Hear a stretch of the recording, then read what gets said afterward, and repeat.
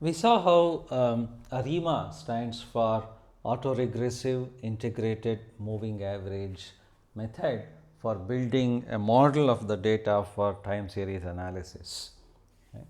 And we saw how ARIMA required three parameters P, D and Q, which stands for the order of autoregression, D is the degree of differencing and Q is the order of moving average. That is how many different or k values to use for to try and find for doing autoregression, how many times should we do initial differencing and how many different periods for which moving average should be taken. So if all of this is fine, if the data is non-seasonal, then you can call ARIMA PDQ. If the data is seasonal, you need three more coefficients. There is lowercase pdq and uppercase pdq, and also m, the number of periods in each season. So this is getting a little more complicated. We had a tough time finding the right value of alpha, beta and gamma for the Holt-Winters method. How are we going to find these 7 parameters, 3 PDQs, 3 more PDQs and then an M for applying the right ARIMA method on a given time series data set, right? So there is a automatic way of doing that, but before we get there, let us understand this by exploring the extreme examples, right? So what happens if I give all zeros? What is ARIMA 000? That means don't do any autoregression, don't do any initial differencing, don't do any moving average. Then what do? Right? Then you are essentially saying my data is just noise. Right? So my xt is just epsilon, right? It's just white noise. Now, on the other hand, if you say ARIMA 100, just do one step of auto regression, right?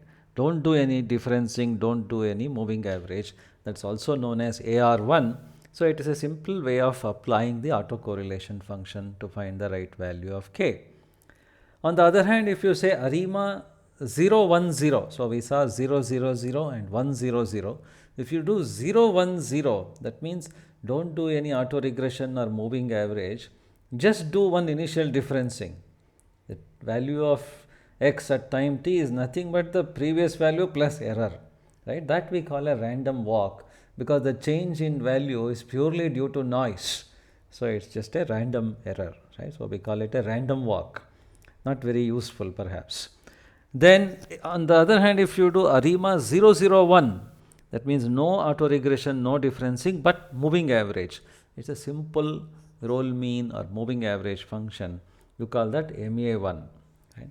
If you do ARIMA 011, it can be shown that you are doing essentially basic exponential smoothing. So you are not doing autoregression, you are doing one level of differencing followed by one moving average. If you do ARIMA 022, it can be shown that you are doing double exponential smoothing. Again, no autocorrelation or autoregression, but two levels of differencing and two moving averages. So that can be shown to be equivalent. So in some sense, the ideas of exponential smoothing have also been brought into the ARIMA model.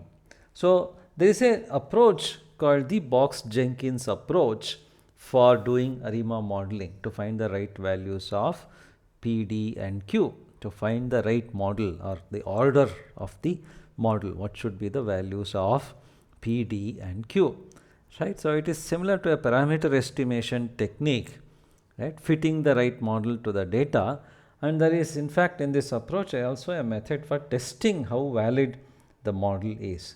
So essentially it is based on, we will not get into the full mathematics of this behind this, but we will only look at the idea. The idea is, in addition to autocorrelation, there is something called partial autocorrelation. So ACF is autocorrelation function, PACF is partial autocorrelation function. After I apply autocorrelation and find a value of k, is there any further partial autocorrelation left in the data? That is the method, right?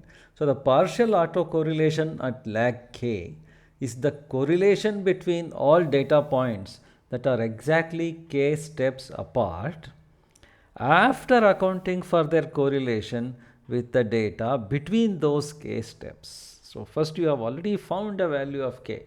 You have found one ACF, one autocorrelation, right, at value k.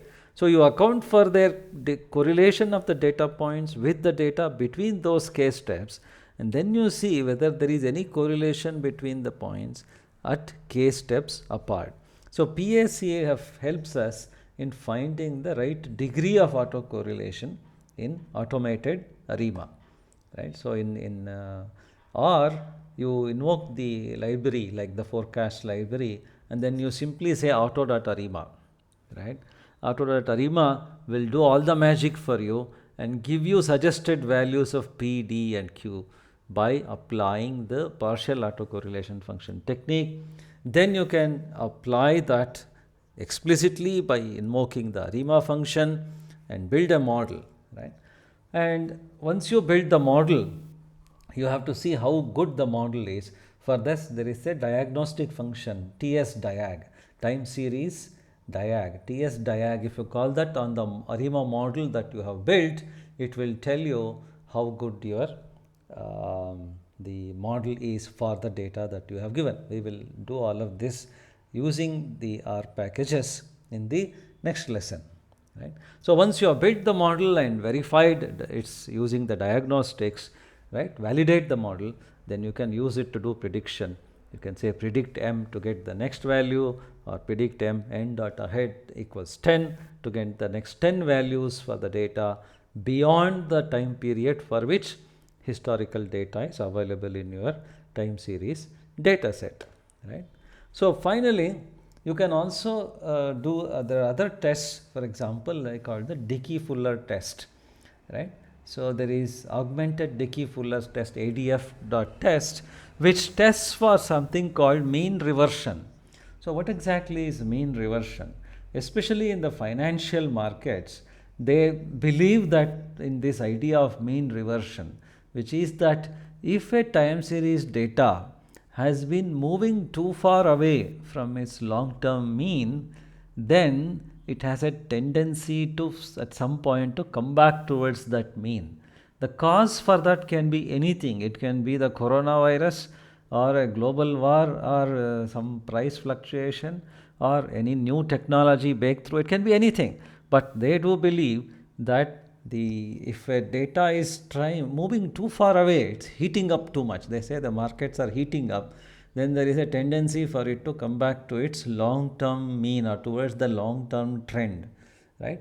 That is the idea of mean reversion, and there is a test for doing that as well. There is a lot more that is available. In fact, we have only scratched the surface of the methods and techniques and functions and packages available for doing time series analysis. After we try these out using R on some of our data sets, we will have one last lesson where we will look at a few samples of the advanced techniques being used for time series analysis.